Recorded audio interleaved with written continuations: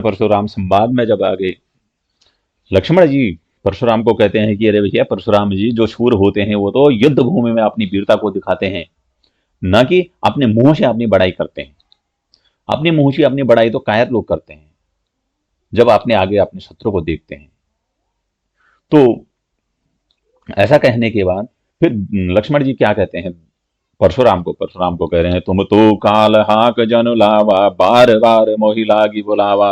अरे परशुराम जी, तुम तो तुम तो ऐसे लग रहे हो कि कालू हाक जन लावा, जैसे कि काल को मेरे लिए हाक लावा, मेरे लिए हाक करके बुला करके ला रहे होंगे। बार बार मोहि लागी बुलावा, और बार बार मेरे लिए उसको बुला रहे होंगे कि भाई तुम इसको ले जाओ। सुनत लखन के बचन कठोरा, लखन के कठोरा बचन सुनत, ये अन्वय हो गया इसका। लक्ष्मण के कठोर वचनों को सुन करके परशु सुधारी धरेउ कर घोरा। परशु सुधारी, परशु को अपनी परशे को सुधार ठीक करके उन्होंने अपनी कर घोरा, अपनी भयंकर हाथ में उसको धारण कर लिया, अपने हाथ में उस घोर परशे को धारण कर लिया। अब जनि दे ही दोष मोहि लोगु, और परशुराम जी कहने लगे कि अरे लोगु, अरे लोगो, अब जनि, अब मत, जनि माने मत, दोष मोहि देही, मुझे दोष मत देना। अरे लोगों, अब मुझे दोष मत देना। क्यों? क्योंकि कटुवादी, यह बालक कैसा है? कड़वा बोलने वाला है। बालक, बालक बध योगु, यह बध के योग्य ही है, यह बचाने लायक नहीं है। बाल बिलो की बहुत मैं बाचा, अभी तक मैंने इसको बालक समझ करके, बाल विलोक की बालक देख करके बहुत मैं बांचा, बहुत इसको समझाने का प्रयास किया, इसको बचाने का, बांचा बचाने का प्रयास किया। अब ये हूं मरनिहार वह साचा, अब तो यह अवश्य ही मरनिहार साचा, सच में ही यह मरने वाला है। ये हूं यह बालक मरने वाला ही है। कौशिक कहा क्षमहि अपराधु, इतने में विश्वामित्र जी कहने लगे क्षमा ही अपराधो, इसके अपराध को हे प्रभु क्षमा कर दो। क्यों? बाल दोष गुण गण ही न साधु, जो सज्जन लोग होते हैं, साधु सज्जन होते हैं, वे बालक के, बच्चों के गुण और दोषों को न गण ही नहीं गिनते हैं, बच्चों के, बालकों के गुण और दोषों पर वह ध्यान नहीं देते हैं। खर कुठार मैं अकुर न क्रोही, कहने लगे कौन परशुराम जी की, मेरा तो क्या है कुठार है जो यह बहुत तीखा है। खर कुठार, तेज कुठार है। और मैं कैसा है? अकरुण, मैं करुणा रहित हूं, मेरे अंदर तो दया भी नहीं है, और कोई क्रोधी भी हूं मैं।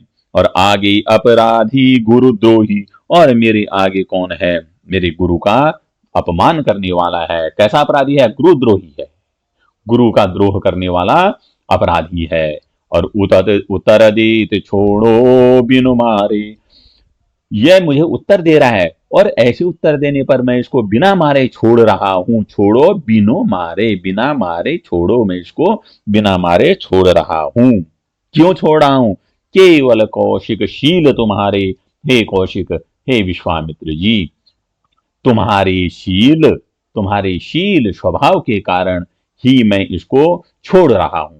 न त ये ही काट कुठार कठोरे, नहीं तो इसको मेरा कुठार कठोरे काटी, मेरा यह जो कठोर कुठार है, कुठार माने परशा, कठोर माने भयंकर तेज, काटी, इसको अभी तक काट देता।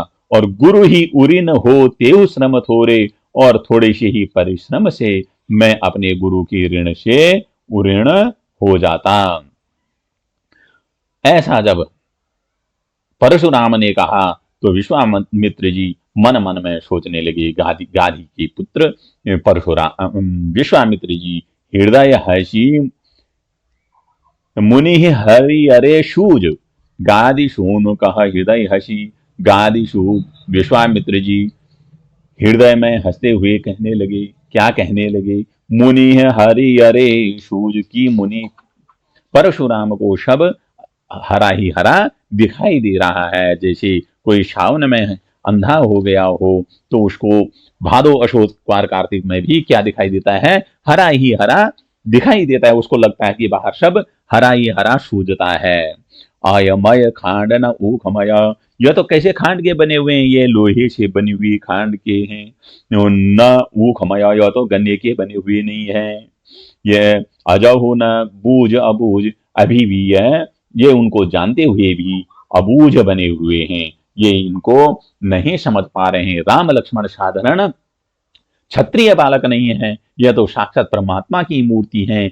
ऐसा अच्छा, इस पाठ में यह जो अभी मैंने पढ़ाया आपको टॉपिक, इसमें परशुराम के बार बार अपने पुरुषत्व की डींग हाँकने के कारण लक्ष्मण जी उनसे व्यंग पूर्वक कहते हैं कि आप तो मेरे लिए काल को जबरदस्ती बुला रहे हो, ऐसा मुझे प्रतीत होता है जैसे कि काल आपका कहना मानता हो। तुम तो काल हाक जनु लावा, बार बार मुझे लागी बुलावा। ठीक है। और लक्ष्मण जी के कठोर वचनों को सुन करके परशुराम ने भयंकर कुठार अपने हाथ में उठा लिया और राम को लक्ष्मण को मारने के लिए तत्पर हो गए। जब ऐसा हुआ तो वहां विश्वामित्र के सामने उपस्थित होकर के परशुराम ने कहा कि मैं तो यह सिर्फ आपके शील स्वभाव के कारण ही इसको छोड़ रहा हूं, नहीं तो इसको तो मैं अभी तक मार देता। विश्वामित्र ने कहा कि जो सज्जन लोग होते हैं वे कैसे होते हैं, सज्जन लोग बालकों द्वारा किए गए दोषों को महत्व नहीं देते हैं और बालकों को, बच्चों को अबोध जान करके उनके द्वारा किए गए अपमान को भी क्षमा कर देते हैं। विश्वामित्र ने कहा कि परशुराम जी इन्हें बालक समझ करके इनको क्षमा कर दो, बालकों द्वारा किए गए अपराधों को उसकी अज्ञानता समझ